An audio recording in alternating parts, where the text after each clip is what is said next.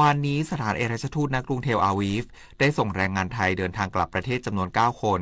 ผ่านช่องทางบกจอร์แดนริเวอร์ครอสซิ่งทางเหนือของอิสราเอลโดยแรงงานทั้ง9คนได้เดินทางโดยเครื่องบินโดยสารจากกรุงอัมมานมายังกรุงเทพมหานครทางนี้การช่วยเหลือแรงงานไทยเดินทางกลับประเทศไทยครั้งนี้สถานเอกอัครราชทูตได้ช่วยดูแลและอำนวยความสะดวกแก่แรงงานไทยอย่างครบวงจรและในวันที่3กรกฎาคมนี้สถานเอกอัครราชทูตมีกำหนดส่งคนไทยและแรงงานไทยกลับประเทศไทยผ่านด่านทางบกอิสราเอลจอร์แดนอีกครั้งจำนวน10คนผ่านการประสานงานและทำงานร่วมกันกับสถานเอกอัครราชทูตณกรุงอัมมานอย่างใกล้ชิด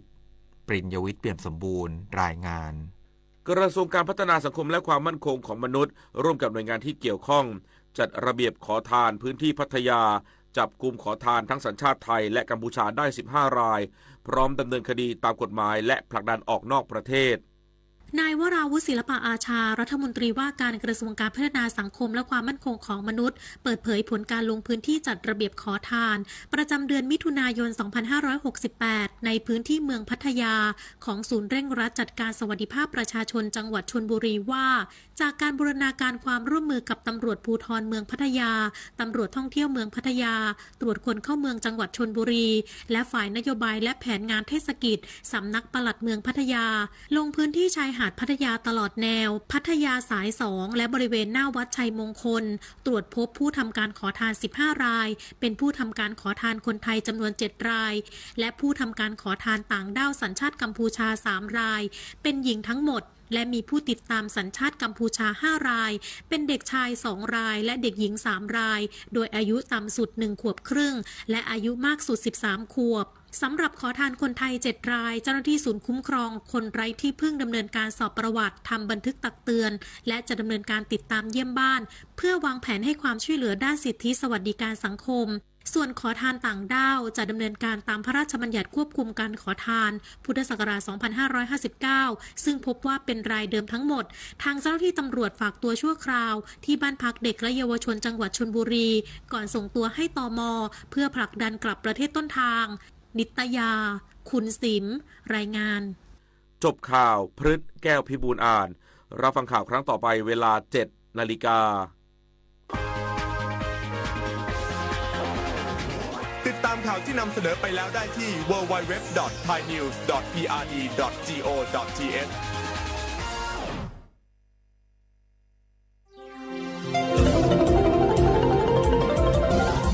วิทยุแห่งประเทศไทยให้ความรู้คู่ความสุข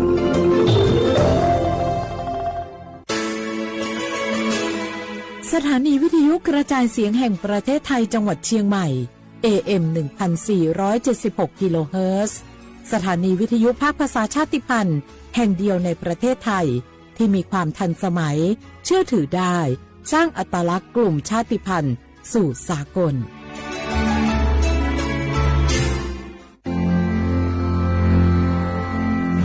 รากฐานสังคมไทยตั้งแต่อดีตจนถึงปัจจุบัน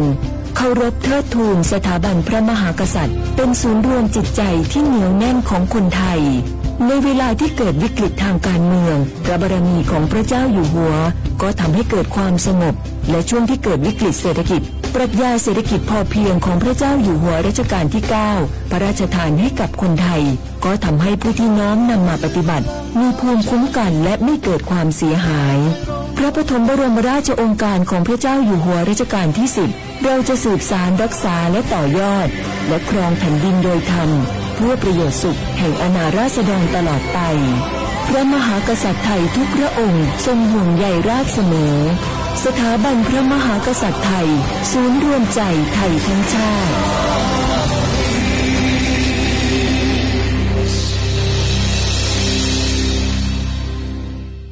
ติดขัดเรื่องการรักษาไม่รู้จะใช้สิทธิบัตรทองยังไงไปที่ไหนได้บ้างต้องการร้องเรียนร้องทุกข์มีคำถามมากมายเกี่ยวกับการใช้สิทธิบัตรทองสอบถามได้ที่สายด่วนสปสช1330โทรฟรี24ชั่วโมงตอบทุกคำถามให้คุณรู้ทุกเรื่องเพื่อไม่พลาดทุกสิทธิการรักษา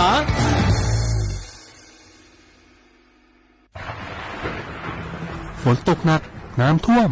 ภัยธรรมชาติที่เราหลีกเลี่ยงไม่ได้แต่เราสามารถเตรียมตัวให้พร้อมเพื่อความปลอดภัยของทุกคนในครอบครัวได้ก่อนน้ำมาเตรียมตัวให้พร้อม เก็บของสำคัญขึ้นที่สูงเช่นเอกสารสำคัญเงินสดและสิ่งของจำเป็นอื่นๆและถ้าหากบ้านอยู่ในพื้นที่เสี่ยงให้ติดตามข่าวสารจากทางราชการอย่างใกล้ชิดเตรียมไฟฉายแบตเตอรี่สำรองวิทยุสื่อสารและยาสามัญประจำบ้านไว้ให้พร้อมและอย่าลืมตรวจสอบเส้นทางอพยพที่ใกล้ที่สุดด้วยขณะเกิดน้ำท่วมอย่าเดินฝ่าน้ำที่ไหลแรงหลีกเลี่ยงการสัมผัสกระแสไฟฟ้า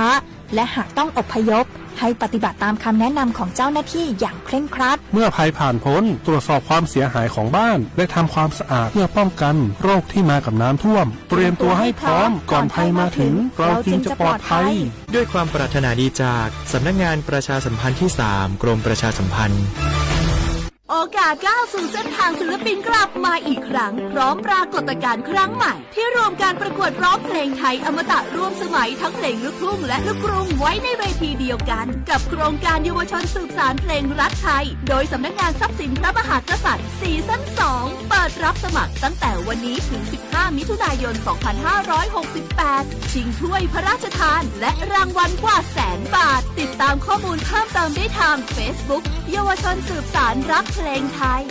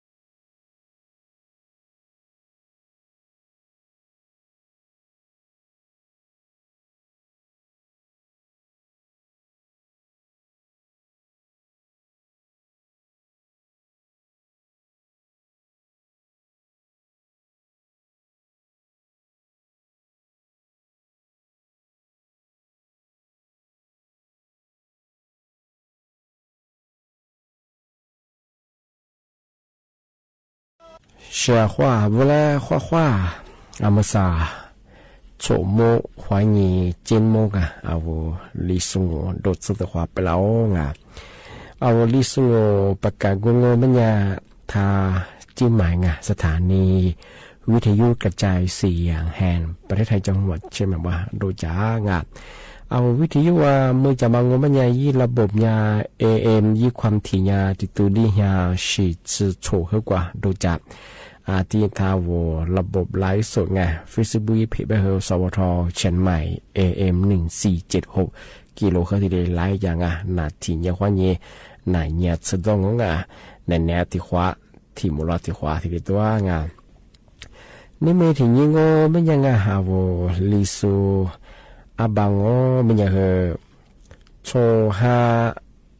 นี่ถึงยิงมังนี่เมื่อถึงยิงว่าฟูนี่ยี่โคนี่โตนี่จังหวะโคอาจจะเป็นอย่างไทยอาบังมันยานี่เมื่อถึงยิงมาโชฮานี่จะโชนี่ถึงยิงมังนี่เมื่อถึงยิงมานาลีนี่วันพฤหัสบดีที่26ไงเดือนมิถุนายนไงพศบัญญัติ2568ที่คมางงาที่เนี่ยนี่เนี่ยงาเอาไว้ชว่าที่มีหินลุยจากว่าแต่ทำมาปีมากที่ได้แจ้งเตยอย่างเอามาใส่ยาสำนักงานกรมอุตุนิยมวิทยาที่มีแต่บอกว่ากูยิสูแต่ยิสูที่แจ้งเตยฝรั่งโชฮานี่จะเห็นนี่ควานี่สิฮาสิ่งนี้จะยังไงเอาท่านเหมือนว่าเนี่ยเหมือนเคยเนี่ยเลี้ยเหบ้างบางพื้นที่ไงที่ก็ที่ตัวงูบางอย่างเหมือนคือลีที่เนี่ยมีหิโลหะอยู่มาจัวบางที่บ้านบอกว่าจะส่งบางมาเนี่ยแต่ฝาละจามโมบางเดี๋ยวว่าจิวบาจะส่งเอาเพียบาจะส่งบางที่เนี่ยฝาละจะปีความเหมือนคือพันเลียว่าจิวความยังเหมือนลีเสร็จแล้วซาสึมาที่เสียแล้วมีชาวกวยยามาถึงจะรับปลุยลามาถึงแต่มาที่เล็กๆหน้างานตั้งยาฝาลาจามโมบรองที่เอาว่าอันจะลึกฝ่าประเทศจะสอนเยอะเคยจะสุบงานที่มันที่มีความเสี่ยงสูงยิ่งเสียงานปีความก็พันเล็บอาจจะขึ้นอย่างอันจะลึกฝ่าหรือบียิ่งกว่าอีกขึ้นอย่างที่เลยเยอะเสียงานวันละช่วงที่เลยจุฬาจังบ้าว่าจะสุดจะมาหมดเถิดจะล่างมาแต่ฝาลาชงมักงานเจ้าที่มันจะเกิดได้เป็นอย่างอันจะจุฬาโง่เป็นอย่าง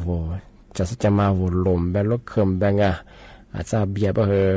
ทัวร์ชามาอย่างผู้ประกอบเนี่ยอย่างยี่เห็นยี่ที่เล็กสักมาแต่อย่างฝาลางเลี้ยงมาเสื้อชงยาที่เลยประกาศอย่างจะบอกว่า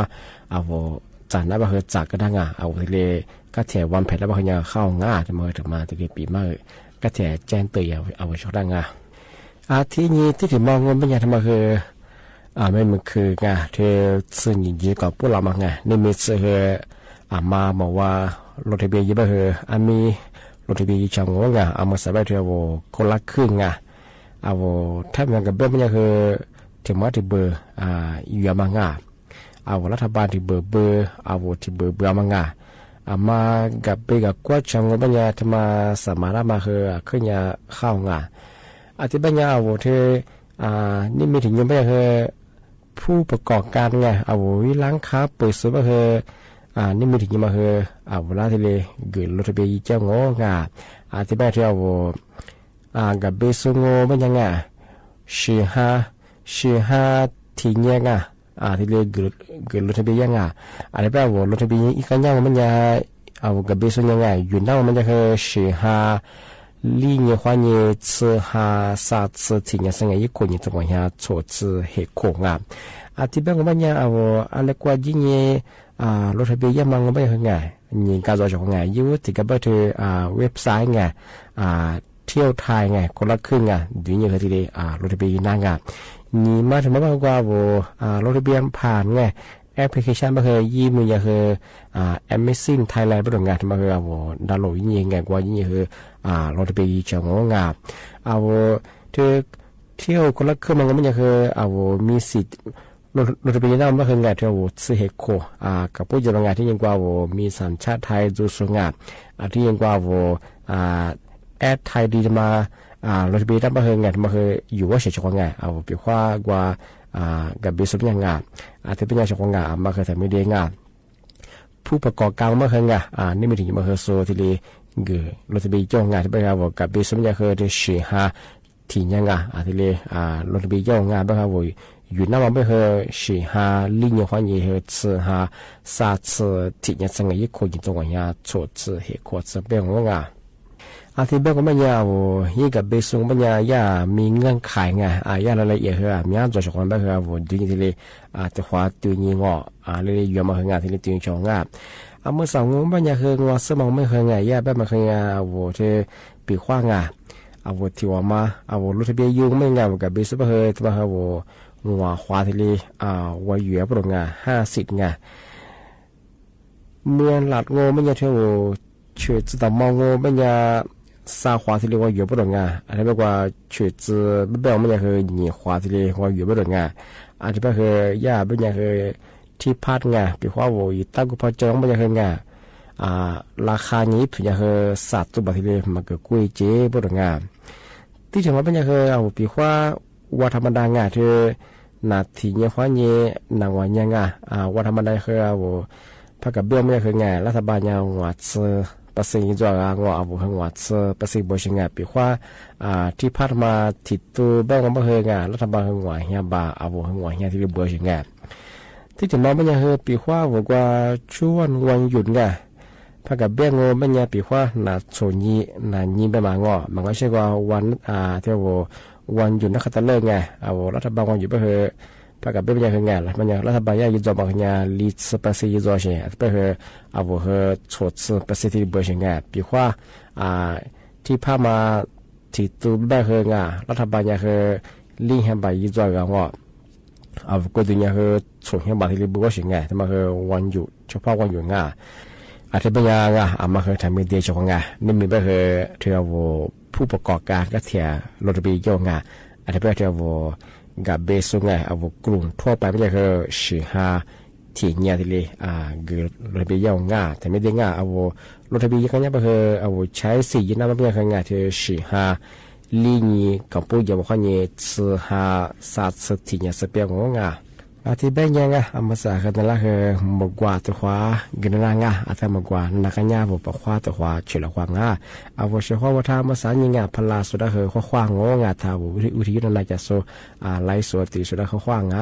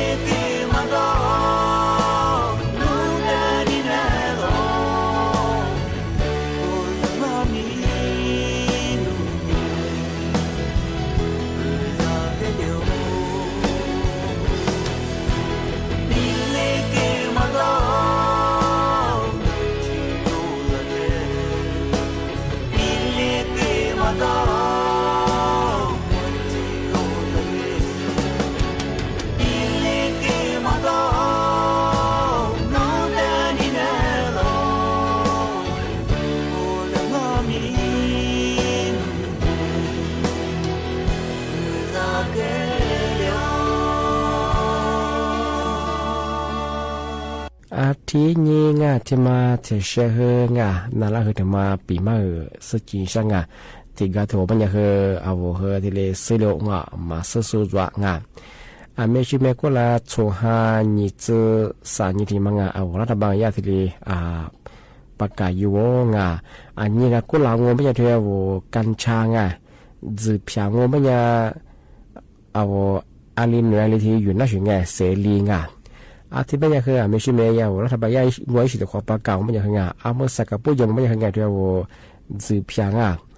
จืบพิาการจานบัญญัติงาที่ยากว่าอยู่ในกลุ่มประเภทยาเสพติดวัตถุดูแจ้บดงา ที่เป็นยังคือก็เราช่วยงานว่าอาลินอยู่ในที่ยี่มันน้องาเทเสรีมายาที่ยุ่งเลยอยู่บนงาที่เป็นงูเป็นยังเฉพาะงาเอามาใส่ยาเป็นยังคือการชางาจือเพียงไม่คือว่าอยู่นั่นไม่ได้เที่ยวว่าญาติทานกำแพงงาโซหมอผ่าหมอมาในสตูชามาเลยอยู่หน้าบนงา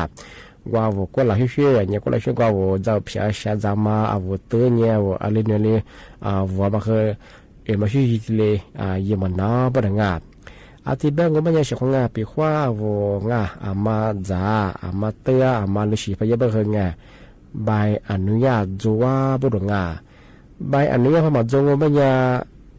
ว่าจามันน้าวุมันน้าเตือมันน้าอะไรยี่มันน้าของงามาคือเนี่ยปีกฎหมายยังไงมายาที่เลยปากกาอยู่ฝรั่งงานปีขว้านุกุดิมาโนกัญชาบางแง่สิเพียงมาคือโนมันจามันได้บ้างคือโนกุดิโนนับบ้างคือโนเฮใบแล้วหลอดแพร่มาจัวบนงาอาจจะเป็นกว่าวูยูวูโซงอวูยูวูโซเฮนูยี่แล้วคือเนี่ยกว่าบ่หอหมอผ่าไงคือทางการแพทย์สื่อดังไงตุยโซคือจัวบนงา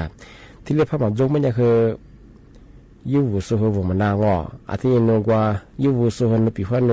ถ้ามันจานเนี่ยนกูเดียวเฮหนาเป็นยังไงในสื่อว่าเป็นยังไงนูพออยู่จบก็คือนูเฮกว่าในสิ่งที่ข้อยีมันก็ชื่อว่าหมอผ่าจะข้อยีงอใบแล้วเราแพทย์มาแต่ละยังกว่ายิ่งรีวนหน้าบริงานยูวูสุเฮใบแล้วแพทย์จะว่าเสียงานอาทิตย์ยังกว่ายูวูสุเฮเอาแล้วเฮประจำแพทย์งานเที่ยวยาหมอผ่าคือที่รีจัวบริงานมันคือยาที่รีไปยางงานของงานอาทิตย์ไปยังคือมาสบายเที่ยวอันนี้ก็เราช่วยงานจีเพชรมาคือเอาอาลินเวลีที่รียมันน้องานมาคือยากว่าประเภทยาเสพติดที่ดีเจอเชียงไงไอ้บ่เคยยาเสรีมาขยายยุ่งเล่ยอยู่ง่าไอ้บ่เคยเด็กกับพวกจะมาสุกว่าทางการแพทย์เลยอยู่บ่ดง่าการชาลงานบ่เคยมาจ่ามาอยู่บ่เคยมาลุชิยเนี่ยคือใบอนุญาตจัวบ่ดง่าทำมาถึงมาที่เลยปีมาสุจินชาวชาวงานที่เบลไม่ใช่ชาวงานนี่นะคณะปีมามาคือที่เลยจัวง่าอันนี้บ่เคยจ่าลุชิยข่าวยุดจัวเคยทำมาที่เลยปีมาที่เลยเยี่ยง่านี่แนวรายการลิสงบประกาศกุบทาจิ้มหมายงานสถานีวิทยุกระจายเสียงแห่งประเทศไทยจังหวัดเชียงใหม่วันโดยอย่างไหนๆไปเหตุชมมุขวานีเจ้ามัวแต่ขวาโดที่มัวแล้วไม่ยังไงหนีมุขวานีสามมัวแต่ขวาโดงงอาจจะเป็นนี่แหละเอาไว้ชกได้ปีมาคือที่แรกจงข้อคว้าสวัสดีครับ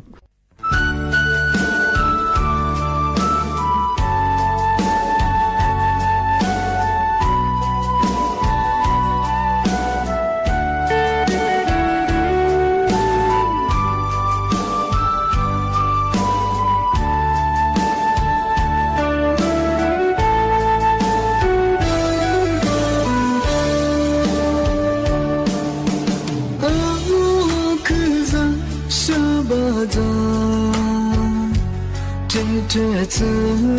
นุ่มเล็กว่ามาได้เบตามาที่นี่บุกุมาดาโคโลจีโนติฮาสุดาเบสุมาที่ซูสุเนบุคู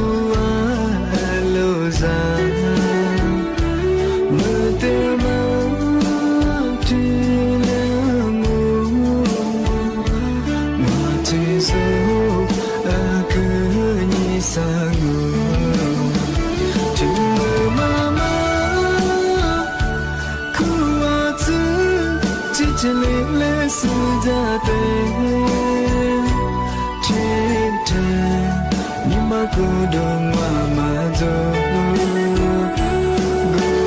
เธอเบคดิจามถึงมาปีละจินกูบีวาโลเทยืดาทีเนียดีเจเนียดีสุโลชิลา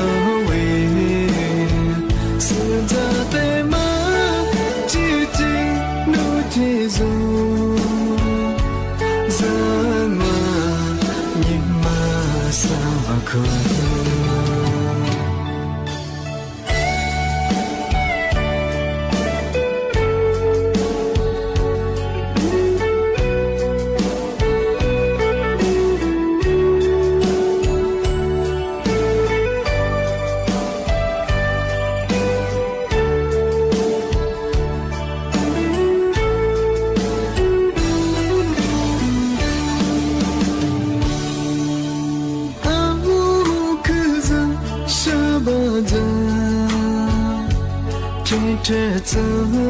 努来我木马达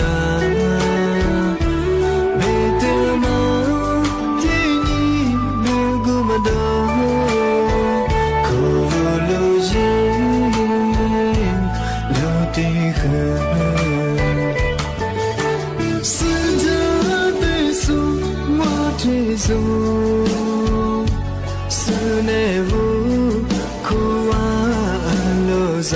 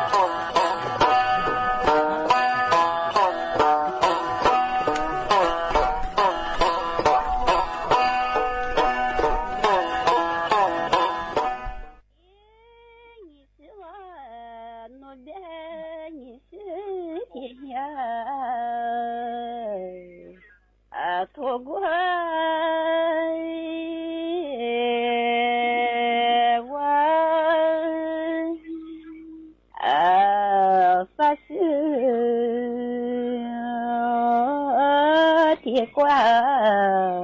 ti qua wa ô谢谢你生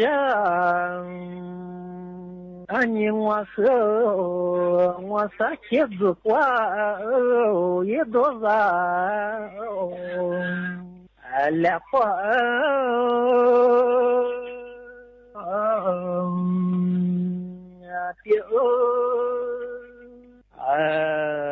啥花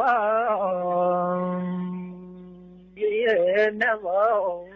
来月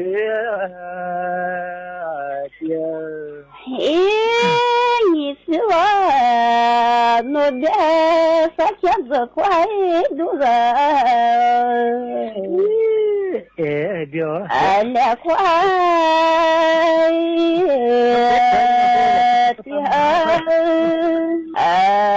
也快多少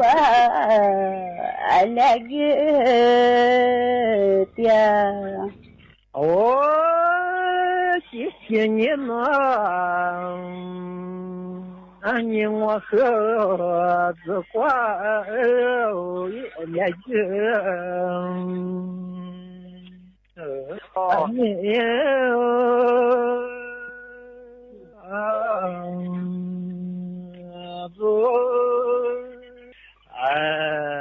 子挂了的猫三呀我别拿我的个来快的嘛三年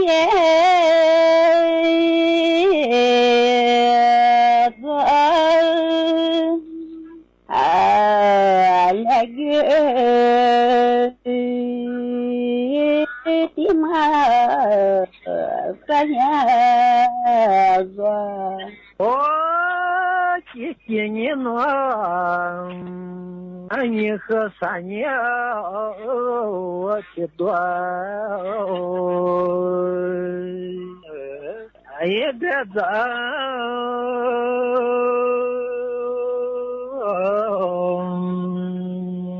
老三年也的苗多钱了你是我的反应多别在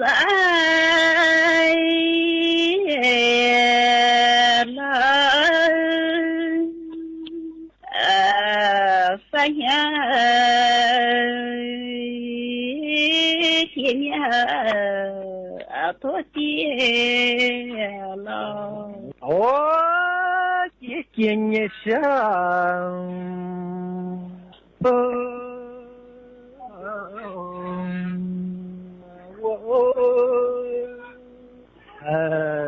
多谢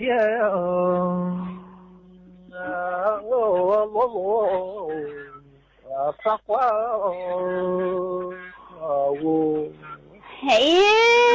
你是我努力的在梦不怪我昨天露露也怪我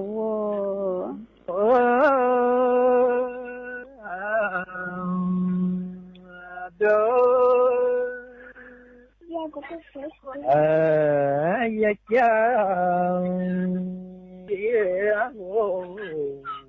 我们呀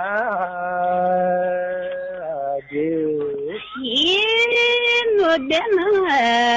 我的我的这个呀过马祖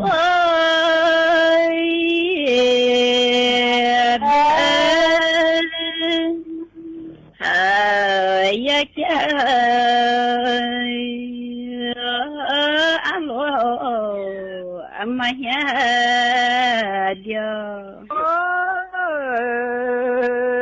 chỉ nhớ nó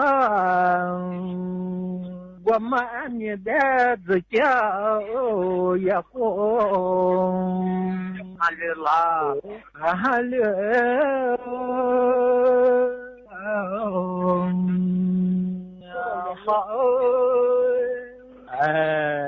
ya cháu ya lo nhiều nó đến anh khờ giấc ai bu khờ hal la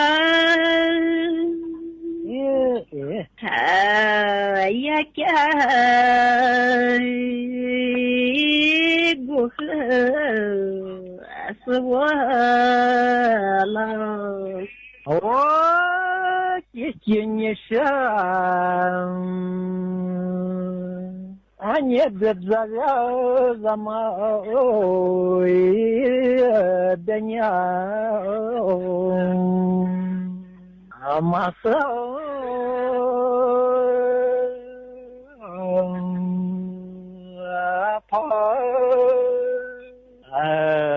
ra mà đi nhau mà cô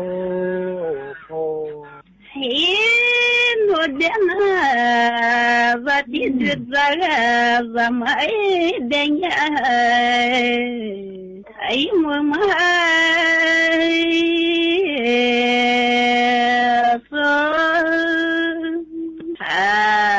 ra mãi đi nhà mà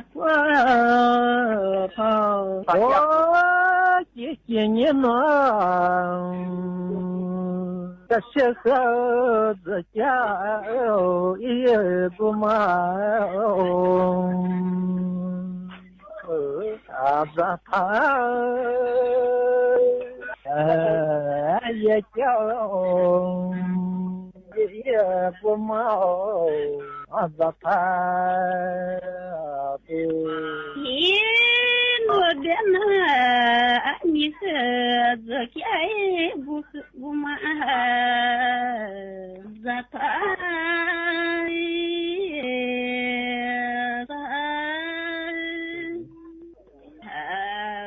ya kya bu mà ra thà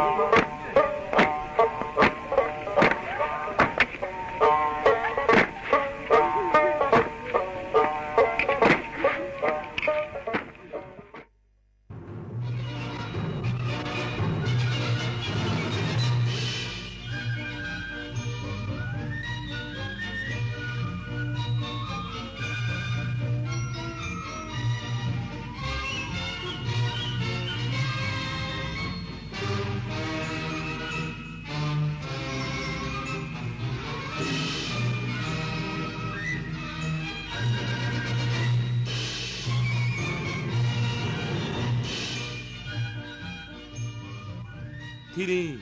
สถานีวิทยุกระจายเสียงแห่งประเทศไทยต่อไปเสนอข่าวซึ่งมีหัวข้อข่าวดังนี้พระบาทสมเด็จพระเจ้าอยู่หัวทรงพระกรุณาโปรดเกล้าโปรดกระหม่อมพระราชทานพระบรมราชูปถัมภ์การบำเพ็ญพระกุศลฉลองพระชนมายุ 98 พรรษาแด่สมเด็จพระสังฆราชในวันนี้นายกรัฐมนตรีจะลงพื้นที่จังหวัดสระแก้ววันนี้ติดตามสถานการณ์ชายแดนเพื่อขับเคลื่อนมาตรการในพื้นที่ให้มีความเหมาะสมทันต่อสถานการณ์และเกิดประสิทธิภาพสูงสุดสมาชิกนาโต้ประกาศสนับสนุนการเพิ่มงบประมาณด้านการป้องกันประเทศเป็น5%ของ GDP ตามข้อเสนอของผู้นำสหรัฐศึกแบดมินตันเวิลด์ทัวร์ซูเปอร์300 Yonex US Open 2025 นันทการกับเบญญาภาเอี่ยมสะอาดประเดิมเก็บชัยได้สำเร็จต่อไปเป็นรายละเอียดของข่าวพระบาทสมเด็จพระเจ้าอยู่หัวทรงพระกรุณาโปรดเกล้าโปรดกระหม่อมพระราชทานพระบรมราชูปถัมภ์การบำเพ็ญพระกุศลฉลองพระชนมายุ 98 พรรษาแด่สมเด็จพระสังฆราชในวันนี้สมเด็จพระมหาวีระวงศ์เลขานุการสมเด็จพระสังฆราชเปิดเผยว่าพระบาทสมเด็จพระเจ้าอยู่หัวทรงพระกรุณาโปรดเกล้าโปรดกระหม่อมพระราชทานพระบรมราชูปถัมภ์การบำเพ็ญพระกุศลฉลองพระชนมายุ 98 พรรษาแด่สมเด็จพระอริยวงศาคตายานสมเด็จพระสังฆราชสกลมหาสังฆปรินายกณพระอุโบสถวัดราชบพิตรสถิตมหาสีมารามในวันนี้เวลา 9 นาฬิกาพิธีบำเพ็ญพระกุศลถวายแด่พระบูรพาจารย์พระราชาคณะ20 รูปสวดมาติกาทรงทอดผ้าไตรสดับปกรณ์เวลา 10 นาฬิกา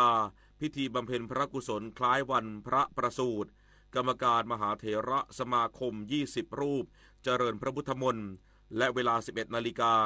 พระสงฆ์ที่เจริญพระพุทธมนต์รับพระราชทานฉันเพลทั้งนี้คณะสงฆ์ตลอดจนหน่วยงานภาครัฐภาคเอกชนและภาคประชาชนที่ประสงค์จะจัดกิจกรรมถวายพระกุศลอาจจัดกิจกรรมบำเพ็ญกุศลและสาธารณสงเคราะห์หรือประชุมกันเจริญพระพุทธมนต์เจริญจิตตภาวนาถวายพระกุศลภายหลังจากการทำวัดเย็นตามบริบทที่เหมาะสมโดยเน้นความเรียบง่ายและคำนึงถึงสาธารณประโยชน์นายกรัฐมนตรีจะลงพื้นที่จังหวัดสระแก้ววันนี้ติดตามสถานการณ์ชายแดนและรับฟังปัญหาข้อเสนอแนะเพื่อขับเคลื่อนมาตรการในพื้นที่ให้มีความเหมาะสมทันต่อสถานการณ์และเกิดประสิทธิภาพสูงสุดนางสาวแพทองธารชินวัตรนายกรัฐมนตรีพร้อมคณะมีกำหนดการลงพื้นที่จังหวัดสระแก้วช่วงเช้าวันนี้โดยจะเดินทางไปยังโรงเรียนอรัญญประเทศเพื่อเป็นประธานหารือเรื่องผลกระทบจากมาตรการการกำหนดเปิดปิดด่านชายแดนไทยกัมพูชาโดยนายกรัฐมนตรีจะรับฟังบรรยายสรุป